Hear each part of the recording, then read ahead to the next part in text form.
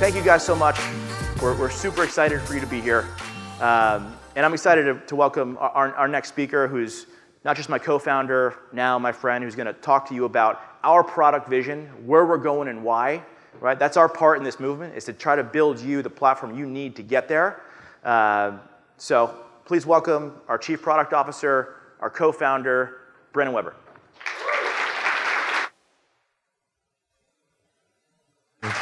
Hey, everyone. Wow, that was awesome, and I am so pumped to be here. So as Nick said, I want to talk a little bit more about change, and I want to get specific. So Nick talked about change outside the industry, in the world around us, and I think we feel it. I think we feel, gosh, just pressured, like things are moving faster than ever before. When we actually get specific about what change means for the industry, we think a lot about this statement. Commercial real estate is in a shift to being a digital-first industry, a digital-first industry. And the wave, that digital-first wave, is a big one. And you're not going to be able to sidestep it. There's no kind of checking out for this one, you know, we'll catch the next one. This is a big one. And I think Nick touched on it a little bit, but the thing that gets us out of bed every morning, and we've got 70 product and engineering folks, we've got a ton of business and customer success people here in the room, is making sure that you catch that wave. We think about it as future-proofing the business. We think about it as getting in front of the technology wave, because those who catch that wave, we think there's going to be an outsized opportunity going forward. This is a massive competitive differentiation play, and the time is now. It's not a couple of years from now. So we're absolutely committed to doing this. And the thing about it, too, is it's not just building technology. Like, we don't think about ourselves as a technology vendor. We build technology, and those are tools to help you, but we're also bringing people together. We think about thought leadership, and we think about community, and bringing everyone like this together to share ideas. So I'm going to talk about two things, vision and partnership, our vision, and then how we think about partnership to really help us all kind of in this room achieve that vision. So the modern operating system for leasing and asset management. So this is our vision. And if you've seen me speak or you've seen Nick speak, you've probably seen us say this 20 times. If you work at the company, you've probably heard us say this about 20,000 times. We say it all the time. And we think that as the industry shifts to a digital-first one, you need a modern operating system to manage the data, manage analytics, drive insights into your business. We think that's mission critical, and we think everyone in this room deserves that.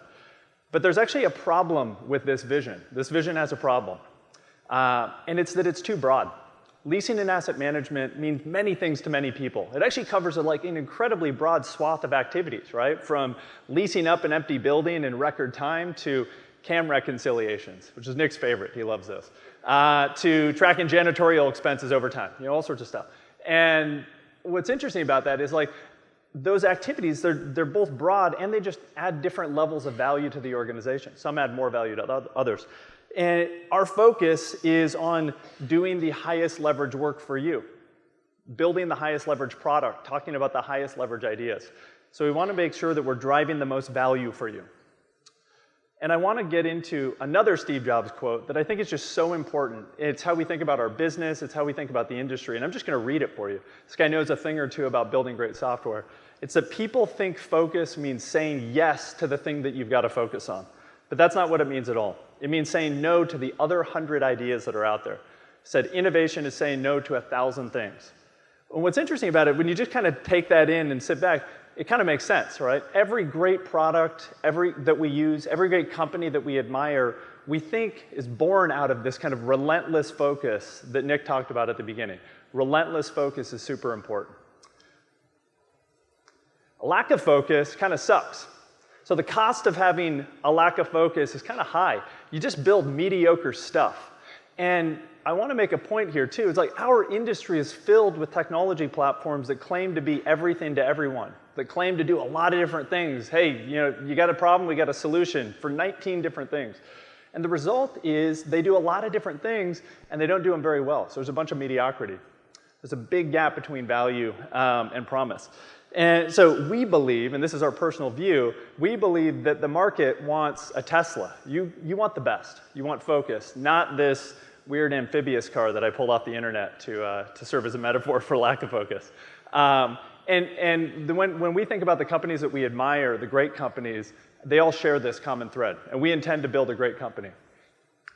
So focus, what does it look like? Developers, developers, developers, developers, developers, developers. Developers, developers, developers, It's got a good rhythm to it. developers, developers, developers, developers. What do you think about that? So that is focus. So it's kind of a couple things. It's, in addition to just being funny, this is my old boss. 10 years ago, I was working at Microsoft, and I think I caught like the next one. But this is maniacal focus. It also serves as like a cautionary tale to wear 2 to 3 undershirts whenever you give a keynote. So just do a little pit check there. But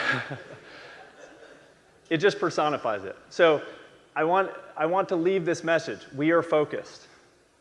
So now the question is, what's the focus? Where are we focused? Okay, what's the highest leverage activity? Fill us in. So focus is important, and so we spent a lot of time talking about focus and thinking about it. And where'd we go first? We went to you. And we went to you in a bunch of different ways. We went to you in conversations. We watched what you did in our platform. We looked at the data. And we asked questions about leasing and asset management. What do you do? What are the highest level of leverage activities that you can do?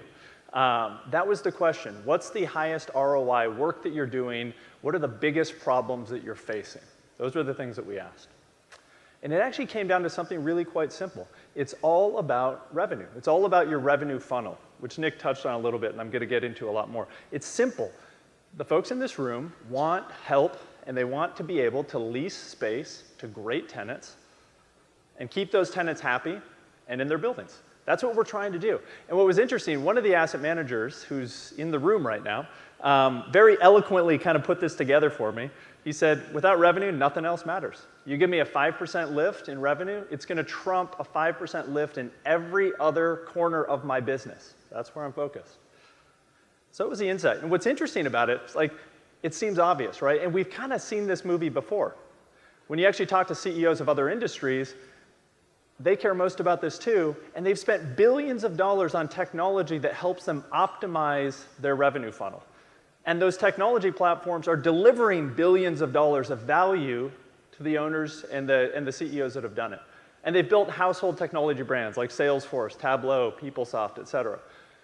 And the outcomes are actually kind of cool. They've built beautiful software that instruments the business, that allows you to predict what's going on with confidence intervals, that tells you the biggest hotspots in your business and the biggest opportunities, tells you who's doing well and who needs a lot of help, does a bunch of this stuff proactively. It predicts where things are going. And it's kind of beautiful, too. Like, we haven't seen this before. Our industry hasn't. And what we think is that everything kind of sitting behind this whole concept is a fundamental business principle that Peter Drucker 40 years ago coined, although that's debatable. The internet basically has 100 people claiming it, is what gets measured gets improved. I'm going to say that again. What gets measured gets improved. And the way that we internalize this, the insight that I get out of this, is that when you measure something, you create 2 things that are really magical. One is accountability, and we know that. When you measure it, it creates accountability. And 2, it generates insights out of that measurement. And as a result, things can get improved. And so in a shift to a digital-first commercial real estate industry and the digital-first shifts of other industries, we think this is where the winners of the future get their edge. We think this is the wave. So questions like, which markets have tour momentum and which don't? Does my inventory match the demand in the market? Which properties have the most credit risk? Am I capturing my fair share of absorption? Are we on track to achieve our budget? These are fundamental questions that we believe in the digital-first world you need to have good answers for. And I think it's worth actually just pausing for a second and kind of look up and go, okay, well, how do I get those answers today? And if the answer to that question is not, well, I pull open my iPhone, I've got an app, I double-click on it, and I click on the chart that I want to, we've got a big opportunity. We can go close that gap. So I want to make this point again. Every property, whether we think about it or not, whether we measure it or not, whether we optimize it or not, has a revenue funnel. It looks something like this. We're trying to attract new tenants. We're trying to attract leads. We're spending a ton of money on marketing. We're spending a bunch of money on events and brochures, and we're trying to connect leads to our supply. And then once it gets into our funnel, we're trying to convert. We're doing a bunch of negotiation. We're running financial analysis. We're trying to compete with all the other landlords out there to convert the right tenants, get them into our space at the right economics. And then it's all about retention. How do we ensure that those tenants never leave our buildings if we want them to stay? How do we ensure that we understand the risk or the health of those tenants And then finally, it's about optimization. So every step of that funnel, we're taking a look at our portfolio and we're trying to understand how are things going. And we're trying to make them better using whatever means we can, talking to our asset managers, sitting in the market, et cetera. This is our revenue funnel as we think about it and as we've heard it from you guys. So here's our focus. It was a whole build-up to what's our focus. It's to instrument and optimize your revenue funnel. By building technology, by sharing best practices, it's instrument and optimize your revenue funnel to drive revenue to you. So I want to break out how that vision fits into our product framework. And it's really 5 areas. One is property marketing. So syndicating listings, building better property websites that are actually complete with new data. It's doing a bunch of stuff in the top of the funnel. It's connecting my space better with tenants in the market. Second is inventory management. So we think about space as a big puzzle. It's about tracking all of my inventory, understanding which spaces are not matching demand in the market. It's visualizing what encumbrances I have. It's a bunch of different stuff there. And then deal pipeline management. This was our bread and butter. This is where we started. It's instrumenting every step of that negotiation. It's being able to run financial analysis and compare to budget in real time. It's collaborating with my brokers. It's trying to get the edge on that deal. And then finally, we call it tenant relationship management. We're going to talk about this in a second. This is how do I track, maximize, and improve my relationships with my tenants. And we got to start talking about these people because they're your customers. And then finally, the steel thread that's running through the whole thing is analytics and reporting at every step of the way. Instrumenting, tracking, reporting, forecasting, all of this. So this is our product vision when it breaks down.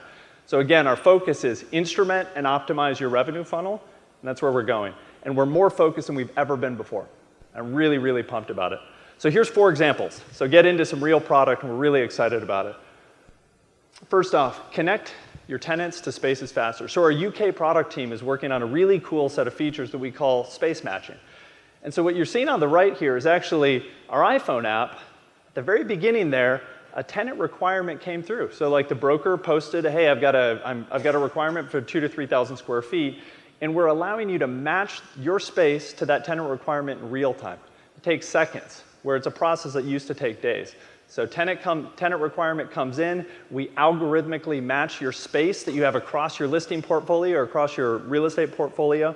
We surface that space, you swipe it like a text message, you attach the things that you want, you send an email out, and it automatically logs the deal right in VTS when you're done. It's pretty cool stuff. Middle of the funnel, space. We think one of the things I love about commercial real estate is it's a big 3-dimensional puzzle. It's a really amazing thing. So we're spending a lot of time on site plans and stacking plans to basically become your command center for asset activity. Give you the ability to drill through all this stuff, get insights on the actual visual space itself, and then drill through into the deals and the leases behind them. So we're doing a ton of work here, and we're trying to build the visual command center for actually getting insights out of your buildings and out of your space. This is a huge deal for us. A home for your tenant relationship. So I'll step back a little. We think CRM is fundamentally broken for commercial real estate. The industry is littered with failed CRM rollouts or CRM rollouts that we've actually done and no one's really using them, but we're still kind of saying we've got it. And we aim to fix this fundamental problem. And we're going to start from a very humble place, which is get it all together. Track all my information and my relationships for tenants, deals in my pipeline in one place. And give me an easy, seamless view of that. And then allow me to surface those insights when I need them in the leasing process. If I'm doing 10 deals with JP Morgan Chase, the 11th deal, that leasing rep or that asset manager should know exactly what renewal rights we negotiated or co-tenancy clauses, et cetera. We're going to make that really obvious and really easy. Inject it right in the leasing process. And that's just where we get started. Then we start to get into tenant surveys and measuring the health and happiness of tenants over time. We're pretty excited about it. And then finally, analytics. There is no thing that I've heard more from CEOs in this industry that is, I need my dashboard. Where the hell's my dashboard? God darn it, I need a dashboard. There's no dashboards here. Like, I see a bunch of charts, but I need a dashboard. So we spent a ton of time just like internalizing what does analytics actually mean to us? Like, how do we deliver real value in analytics that isn't just a pie chart? Because we all know that pie charts are not analytics, so those are very different things. And we kind of came up with 3 insights. It's got to answer a really important business question that's driving a decision, that's driving an important decision. 2, it's got to give me the ability to drill through from that top answer into the details. So I can go, why? I can answer the question, why? And then 3, it's got to give me context, benchmarking. I want to see how this building is performing against all my other properties in deal conversion rates, or tour activity, or net effective rent spreads, or whatever the other metric is that's driving my business. And so what you're seeing on the right is product that is in product now, or that's live, and is going to be live the rest of the year, which is our dashboard. It's the entire funnel from top to bottom, showing you a leaderboard on the left, and you can look at that leaderboard by property or portfolio, and on the right, the key metric. So those are just 4 examples. And there's dozens more. We're really, really excited about kind of the vision and the focus and how it's really driving value. And I want to finish with one last concept, which is partnership. And Nick touched on it, and I think he made a great point, which is really the reason that we are here, the reason that we've been successful is our ability to partner with you to take great ideas and business problems and turn them into great product. It's you. And that's easy for that to sound like a bullshit kind of marketing line. Yeah, customers, they're great. Yeah, partnership, it's awesome. But it's real. It's very, very real. So Mike McDonald at WashREIT, where are you at? Where's Mike? Raise his hand. Mike partnered with us on site plans over a year ago to get the first version off the ground because WashREIT really needed them and they were focused on it. Mark Zakakis, where's Mark? Mark's our analytics guy. Where's Mr. Coop? Coop's helping us out on analytics. So we're partnered with Mark Zakakis from CBRE Global Investors. Brian Coop was in with our analytics squad, literally just diving into it, like getting into the dashboards, helping us get there faster. Christy Huberger, she helped us with portfolio filtering, where your fingerprints are all over the left side of our screen, filtering portfolios for the head of asset management who's got a ton of real estate. Robert Palmer and Ashley, where are you at? Raise your hands. Kilroy, Robert Palmer and Ashley helped us build the V1 of deal approvals, and now it's gotten so much better. And thanks to you, you accelerated that. And here's the cool concept. Everyone's helping each other. So that notion of community is real. So the work that Mark did and that Robert did and that Mike did, everyone's benefiting from. So I want to finish with this concept. We are building this together. And that's a really cool thing. I think in essence, we're benefiting from this. And I think when we look 5 to 10 years from now, I think we can say we built a really amazing company and we changed an industry together. So I'm really excited to go. And we got a lot of work to do, and I'm pumped to partner with you. So thank you guys so much. Appreciate it.